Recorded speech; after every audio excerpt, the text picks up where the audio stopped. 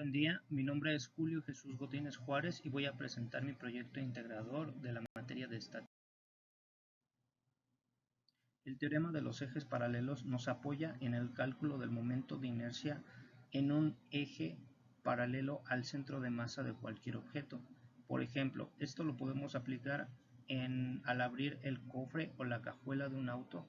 Es una geometría conocida y podemos conocer la distancia que hay desde el centro de masa del cuerpo hacia el eje donde queremos calcular el momento de inercia. Por ejemplo, en un extremo donde está el eje rotacional que hace abrir y cerrar estos sistemas.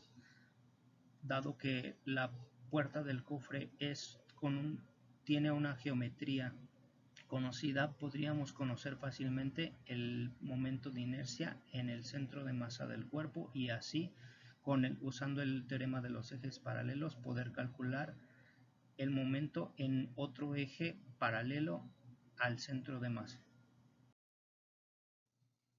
La fricción es la oposición al movimiento de dos cuerpos. Cuando dos cuerpos están en contacto, dado que sus superficies no son completamente lisas, existen fuerzas que impiden el movimiento y necesitamos aumentar la fuerza para lograr vencer estas pequeñas fuerzas que impiden el movimiento de los cuerpos.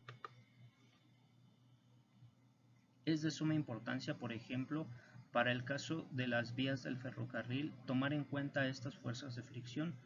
Por ejemplo, en la selección de materiales, tanto para las ruedas como para las vías, debemos de tomar en cuenta la fricción entre estas dos, pues un mal cálculo en la fuerza de aceleración para poder arrancar el tren o incluso en el frenado, que podemos apoyarnos en la fricción de estos dos materiales, puede generar un accidente.